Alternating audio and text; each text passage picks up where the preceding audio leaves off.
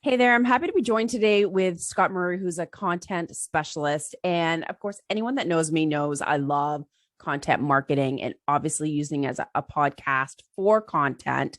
And what I love about Scott is that he really focuses on being one level up. So, how to make your podcast stand out so that you can get noticed and grow your audience. So, thanks for chatting with me, Scott. Sure, it's my pleasure. Thanks for having me here. Awesome. So I know you've been in the podcast world. You've spoken at a podcast movement. Um, and when it's, I mean, there are more podcasts nowadays. Obviously, it's trending. But Yeah, so you have to like do a little bit more, right? To stand out so that you do get a listener base, that you do get business and grow your business from it. Um, can you share kind of some of the ways that a podcast can stand out, or whether it's things that we should avoid when we're launching a podcast? sure. Yeah, when I actually did a virtual session for Podcast Movement a few years ago, and yeah, between then and now, the amount of podcasts entering the market is getting bigger and bigger every day, which Yes. it's now harder and harder to stand out. But I think at the same time, there's still a lot of things that you can do to make a good first impression Oh because yeah. as there's more opportunities for people to make shows, a lot of people are going to learn things the hard way. There's going to be different reasons for why people don't do certain things. Hmm. So if you're wanting to make that first impression, that's, I think, the most important thing, because if you've got people lining up more and more shows in their feed, now you have to make an impression on them probably in the first, 2 to 3, 4 minutes of a show before they decide, oh, not interested, or yeah, okay, I'll keep listening. And really, it's becoming more and more important to make it a show. You got to have your elements in place, like an intro, an outro. Your audio has to be good and Hmm. clear. Not only does it have to be good, but it needs to be level. Occasionally, you'll hear those podcasts where one person's this loud and the other Yeah. person's this loud, and you don't want someone constantly having to adjust their volume. Or there's this really high quality music open, and then when the person speaks, it's a completely different quality of audio. I So know. things like that, because now there's a lot of equipment out there you can get on Amazon, almost packaged, that isn't near as expensive as it used to be. No, it doesn't cost as Just much as nice. people like. You don't have to spend hundreds of dollars. Right, right. And that's the advantage of it becoming so much more mainstream. Hmm. Uh, you can go to places like storyblocks.com and find music Hmm. without having to worry about, okay, am I licensed to do this? Am I I licensed to do know. that? Does it count towards this? Fiverr is also a good place to get voiceover. So you have a Yeah. good voiceover. And I think it's important when you make that intro that it's not long. Tell people up front what they're going to get. And then when you start, get to your content really, really fast or as soon as possible. Because I still hear podcasts that think, well, let's just, talk goofy like an opening of a radio show that you would hear in the Mm, morning. And they're just talking about random stuff. Meanwhile, your listener's like, hey, I thought you were going to talk about this. And they're still right. waiting.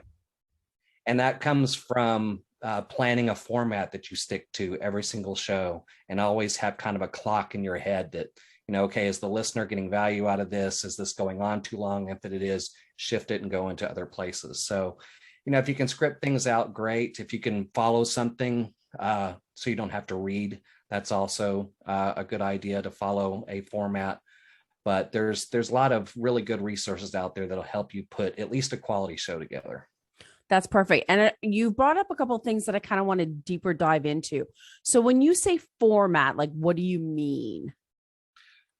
So when I say format, like for example, when I decide to do a program, like I just launched a new podcast just here recently, Nice. and it's all focused on evolving communication and content marketing Hmm. and evolving communication in leadership. They all kind of tie together.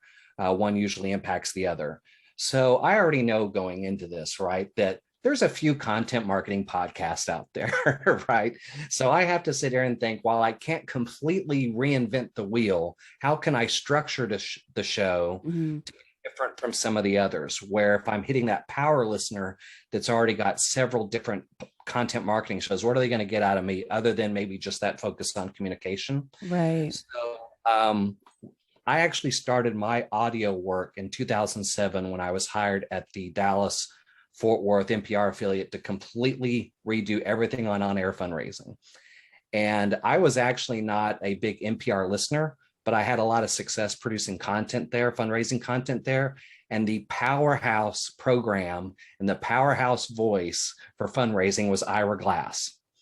And I had never heard of Ira before. And I just loved how he came up with these ways to tell stories with a little bit of narration, with some music, and then it would cut to an interview. And he had a 3-part story. And it was just a really unique way story. So I thought I've always kind of wanted to incorporate that somehow into my show or into a show that I was doing. So that's what I've done with this one, as opposed to just jumping in and saying, welcome to the show, and let them go through the intro and I set up the interview. I actually do a little opening narrative as kind of getting you in the frame of mind of what we're going to talk about that day. Yeah. With some music and some background, and then a quick open, then right to the interview, and then it's done. So that was my way of saying, okay, how's this going to flow every single show and what's going to be format? And I guess too, like, so you're not winging it every time, and like loyal listeners, they know what to expect. And that people do enjoy repetition to some degree, obviously, and they like, predictability as well. And I mean, there's so many different formats out there, right? Like co-hosting, interview, one person riffing, or like specific questions. Do you have a favorite, or do you find that any are better than others? No, I mean, I think you got to find what works for you and kind of what your audience likes. I think to your point, there's a love of repetition, at least knowing what to expect. But sometimes if there's that unique element that makes them wonder, I wonder what they're going to do this time, can also play a huge role. In my case, for the new show, it might be, I wonder what that opening thought is going to be. One of my first big podcasts that grew, I mean, more than anything else, anything I'd ever done, was the Geek podcast. I know that's shocking based on the shirt and probably the stuff in the background, even though it's blurred. That's awesome. But it was the same thing. It was in 2013. And it was the same thing. Granted, podcasts weren't as popular as they are now, but they were beginning to gain traction, and geek podcasts were definitely out there. So I started to think about, okay, what can I do? I had 2 other co-hosts. I knew we were going to talk about topics. Okay, what's special about that? What could I do? And I turned it into a part story, part conversation. I made it sound like the listener as well as us were going to this big Hall of Justice type place called the Geek Assembly. And we were going to talk about what was happening in the geek world as an agenda. And we always had this story element at the beginning of something that was happening. It could be an action sequence. It could be anything that was happening at the fortress. And we had this animated, or we had this AI character, kind of like Jarvis from Iron Man, called Gannon. He was called the Geek and Nerd News and Intel Network. Oh my God. Who had his own personality. And so there was a story element. Then we would go into the hall to discuss the stories, and then it would close with a story element. And that at least gave, even though it was kind of cheesy, we never took ourselves too seriously. But it allowed our listeners, who told us that it was fun to know, okay, how's it going to open this time? What's going to be the story this time?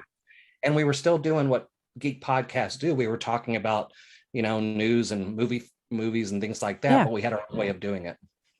That's really cool. I like that. And because I would never have thought of that format in my head. And some people are so much more creative, than I. That's really cool. Now, I love the name though. Like, it's so simple, but it attracts your specific audience so quickly. Before, we hit record, we were talking like branding and logo, and I guess even the name. Like, how important is that in making sure that you do stand out? It's really important, because I'll tell you this, in the early going, one of the mistakes I made, we called that Assembly of Geeks was the name of that show. And we did have some people get confused as to what kind of geek we meant. Because you have geeks that are into Doctor Strange and things like that, and then you have geeks that are into tech stuff. Right. So some people wondered, which one are we? And one way we probably could have helped, I mean, we had originally just had this big logo. Or one way we could have helped is just put some things maybe in the logo that made it a little more obvious. Right. Obviously, once you got to the description, it would tell you which geek it was. But when it came to when they'd search it and find it, they had to find out which geek we were talking about. Mm-hmm. But we were talking about podcast movement a second ago. And I remember one of the first sessions I went to at Podcast Movement. I think it was Michael Stelzner who had said, okay, look, and then this was even a few years ago. If you have a $600 budget in your podcast budget to build your show, spend $550 on the logo. That's how important the logo is, because it has to be clear. It has to be obvious what it's about. It has to have a good title. And don't forget, when you get it into iTunes, it's going to shrink it down to this big. I know. And so make sure when you write the title that you can read it at yes. that big. And there's good services out there to help you with that. The thing you got to be careful with is you got to make sure they're making you something original and not stealing things off of somebody else and giving it to you and calling it your logo. But a logo is really, really important for the branding and making sure that it's clear what you're trying to tell the audience you're about. I still see shows today with titles that if I looked at it on its own, I wouldn't know what it was about unless I dug real deep. I know, or using acronyms and you're like, I don't even know what that means. Or and sometimes it's hard, right? Because you want to be creative and like fun. But if someone doesn't understand what the heck your podcast is about, they're not going to listen. Yeah. And that kind of goes back to what we were talking about. I mean, it's just like social media today. I mean, there's so much to look at, so many things wanting your attention. You got to do something to stand out. And if they're just scrolling through podcasts and just taking a glance here, glance there, sometimes if it takes more than 5-6 seconds to figure out what you're about, people may just move on. So it's really important. Right. That's great advice. And before you were talking about like the intro and the outro and not to make it too long, what are some of the mistakes that, for people that are listening out there that they can avoid so that they're, getting off on the right foot when they do create their intro? Well, when they're creating the intro, it really is just, tell people up front what it's about. And, because I still hear intros that sometimes have 35 seconds of music before you hear anything else. Oh, I just know. kind of sitting there going, something happening. Yeah. The other thing that I think is really important in building the show is when you decide what that topic is. Let's say you've decided, and you really do need to come up with what your frequency is going to be and stick to that if you're serious about your audience. So if you've decided it's going to be weekly or bi-weekly, make sure that you're coming up with a topic that is going to give you enough topics to discuss year after year after year after year, because I see podcasts that come up with a great idea and it's apparent that after they covered everything they could think about to talk about in that topic, they're done in 8 months and they think, oh crap, we should come up with something better. The other thing that probably stops people is expecting too much of an audience growth too soon and thinking, it's going to explode in a matter of days or weeks. But it can grow faster than expected. But the key to that really is that commitment. Yeah, absolutely. And this is a whole nother conversation in regards to like how you're publishing it and where you're publishing it and where you're promoting it will affect obviously your, how many listeners you get. But like you said, you want to get off on the right foot, have them understand what it is that you're doing with the logo and the branding and the intro, and not, what's the word? Where they just don't care. They just want to move on to something else. They don't want to confuse them. Do you have a favorite type of intro? I mean, I've heard ones that are like just music and then it goes into the interview, or like a little quote beforehand, or like there's so many different styles. Are there any that you like or don't like? There are some I don't like. I know it's easier to know what you don't like, isn't it? Yeah. I mean, if we're talking about, something that's clear, it's just about being clear as soon as you hit play, because there's also these shows at times that decide to just drop in without any context at all. Drop in fun clips from the last show. That's how they open with. And sometimes it doesn't even open with on the last time on this show. They just start playing clips, and it's just these clips. And you're wondering, okay, what's happening? Has the show started? What is this? Did they make a mistake? And you may not know because you give up, 3 or 4 minutes in, the intro will start. So I think the best type of intro is just clear that it's the introduction. It's clear it's taking you somewhere, and you're not confused while you're waiting for it to play out. No, that's a good point. And for me, I think my pet peeve is when it's too commercially at the beginning. I've even seen it where there's like the intro and then there's the commercial. I'm like, you're putting in a commercial. You haven't even started the chit chat yet. Right. Yeah. I mean, they do say if you're going to put commercials in or any type of advertisement, the beginning and end are one of the more ideal places, but still, a lot of times it's best, as with anything, for that to be short, as opposed to thinking that you've hit a radio station. Because let's not forget, I think one of the reasons why these got so popular, even with talk radio, is you don't have to worry about all the commercials. So if you open with 4.5 minutes of commercials, then that's, kind of tricky. And I even talked to, businesses about this too, because they want to brand it. You don't want to necessarily name it after your business or make it sound like you're doing it for your business's, profits or purpose, as much as it is providing value. And a lot of times the way around that is you can say this podcast is brought to you by, whatever company's putting it out. And then it doesn't sound so much like a commercial, and you can get straight to the content. That's a great tip. And when it comes to like producing and putting the whole podcast together, like, are there other mistakes that people make, besides really long intros? I'm a big fan of editing, meticulous editing. And I wrote a blog a few years ago about how editing, because usually when I even see editing promoted on podcast groups or stuff, the context is always, I need someone to get rid of the ums and the uhs in my podcast. Well, I think really good podcast editing goes way beyond that. And in fact, I think you have to leave some of those uhs and ums in. I remember when Amy Porterfield, who is a, internationally known Facebook expert, launched her first podcast. And that was one of the first things she learned. She got so focused on editing everything and taking all those out. Her listeners actually said, leave some of that in, because otherwise it sounds too perfect. And we like the fact when people are talking normal and conversational and things like that. So what I end up doing in editing is I am going through every second of that thing, and I am thinking about the listener the entire time.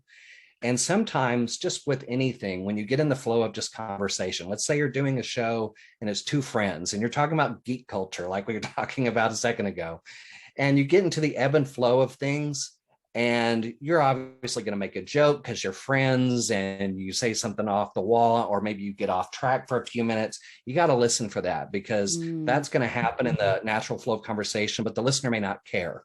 So you have to be willing to edit yourself. Cut things out, even if you make a joke and everybody thinks it's funny, and you talk about, hey, remember that time we did this and you're over here. Get rid of all that, cut that stuff out, focus on keeping the conversation going as you move along. And then again, normalizing the audio so everybody's at the same level is also really good. But just editing with the listener in mind, making the best use of their time is a really good idea. A common question people always are asking is, what's the perfect length of a podcast episode? And typically the answer is there is no such thing, and that's true. But I remember going back to podcast movement. I remember when Cliff Ravenscraft was there, and he was talking about how, this of course was before the pandemic, but there are some people going back to work. He said, the average time spent one way on a commute is 30 minutes. Yeah. And that means it's 30 minutes back. So that's some context. I also have a content marketing book that talked about how, when deciding this, you figure that the top business podcasts are averaging, I think, about 45 minutes an episode.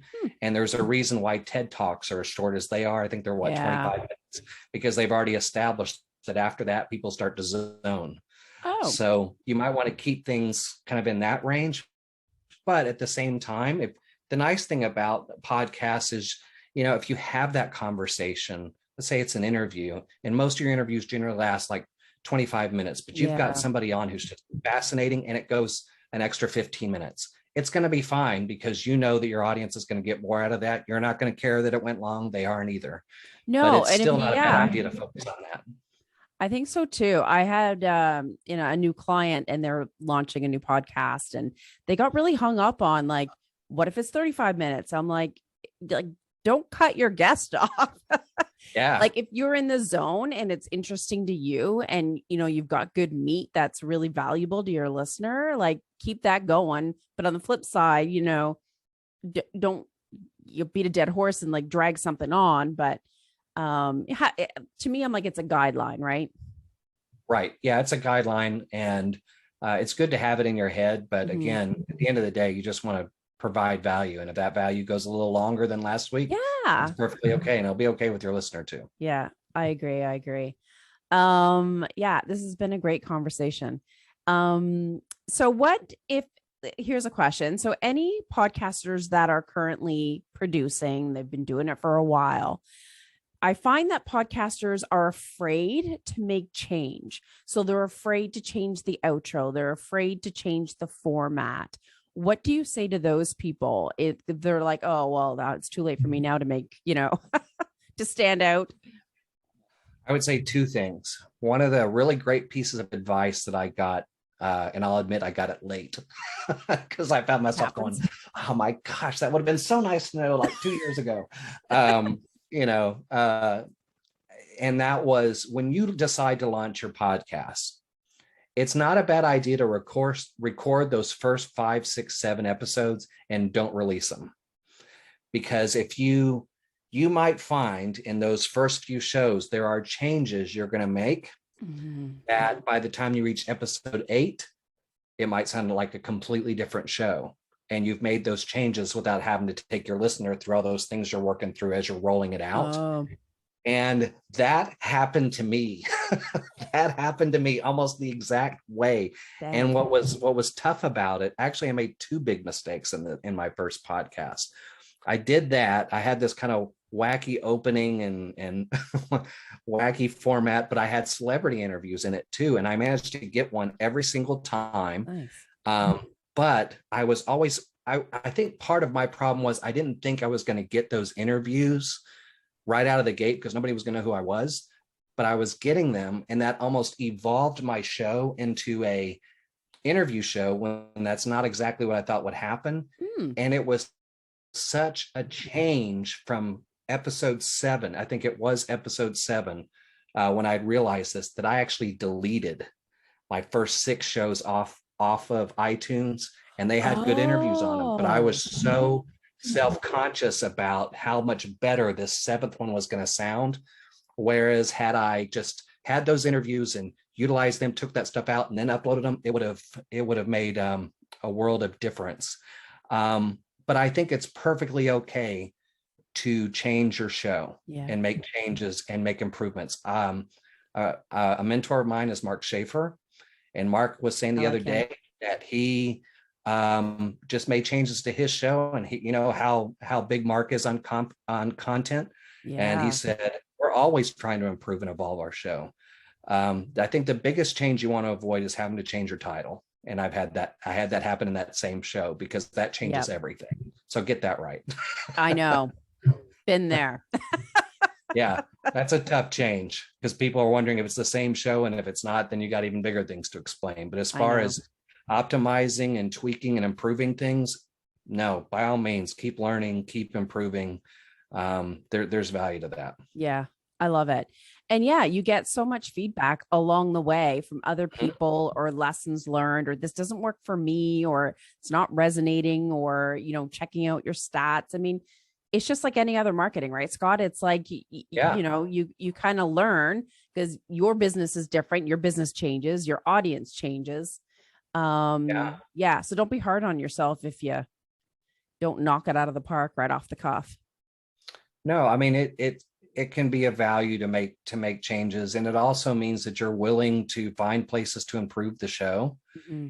And I mean, as long as you're keeping up with that consistency, getting that show out and people are invested in it, I mean, at some point in time, you're probably going to have a listenership big enough to where they'll give you feedback on that change or something they want you to change. And you definitely want to listen to that feedback, because then you've evolved from an audience to a community. Ooh, I like that. I do love reading my clients' reviews because I see them in the back end of their website. And for me, it's like knowing what elements or what style she has that resonates, or even the topic. So it's like, ooh, do more of this. So it is really valuable getting that feedback. It really is. And it should be important to you, because, you know, that's really who we're supposedly making the content for, I know, right? is that audience. And, you know, if you are dedicated, and that's why it's important to not get over obsessive, especially early on X, how many listeners I have, because if you focus on the ones you have, the rest will take care of itself. True. And some of the best stories I've heard at Podcast Movement are the ones where people talk about that day that they get the email from somebody, from a listener, that says, you know, I was having a horrible day at work, or I'd had a rough weekend, and I got on the subway or I got in my car and I turned on your show and it made me laugh, or it took my mind off things. And it's just that was just really important to me, or how great it is that I can look forward to what you do every week when I go on my walk with my dog. Mm-hmm. I mean, you never know the amount of impact you might really be having on any one of your listeners, no matter how big the overall number is. I know, that's so true. And it is hard not to get caught up in the whole stats and impact. And like for me, and honestly, like I was scared crapless when I launched mine. And then it wasn't until like, 10 months, a year later, where it started to gain traction, or people are like, oh my God, you're everywhere. Or like, I started to get people coming to me. Can I be on your show? Yeah. And I was like, me? Really? And so it was exciting. Great feeling, isn't it? But it's a long-term game. But to even get like any feedback, you're just like, yay. Makes you feel true. Good. Yeah, it really does. And, and we keep talking about Podcast Movement, but it just shows you how much I learned there. Mm-hmm. And how when I learned something somewhere, I always like to give attribution to who I learned it from. They talked about that sort of thing. I remember when Rob over at Libsyn one time, I don't know, I think it was around the time I had was doing a brand new show, like in 2013, might have been Assembly of Geeks. And I just wanted to know how we were doing. We had started out, we were pulling out about like 100 downloads per show. And I reached out to Rob and I said, okay, just for context, how good is that compared to what you see every day? And he goes, well, let me show you. And he sent me this report. And apparently Rob does this report every year. I just hadn't seen it in the last couple of years. It'd be interesting to see what it is now. I know. But it was like half the podcast, 50% of the podcast averaged about 158 downloads per show.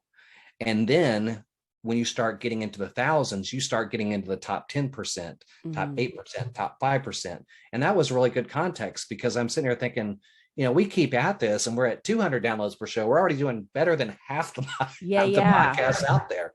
And I came up to Daniel Lewis, who is also a podcast expert at Podcast Movement. And I just asked him, I said, if I want to double that number from 100 downloads per show, how long realistically, I know you can't say, well, this is how long it'll take you, but if I wanted to set it as a goal, we're going to double that number. How long do you think would be a reasonable, amount of time to set it as a goal? He goes, if you're at 100, he goes, set it for about a year. So I thought, okay, well, we'll go for it a year. Well, 8 months later, we were at 500 downloads an episode. Woo!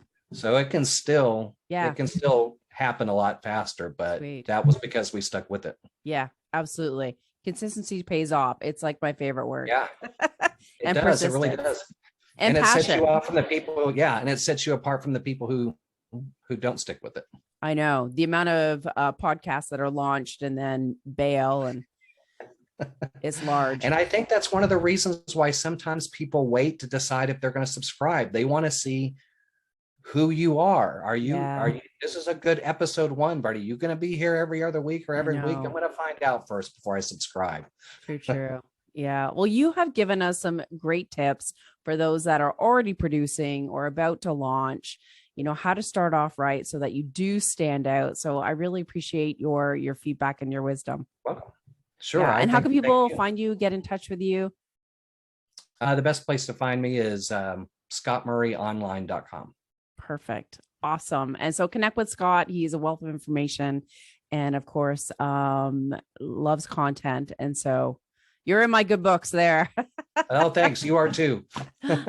Awesome. I appreciate you. Thank you, Scott. All right. Thank you. I appreciate it.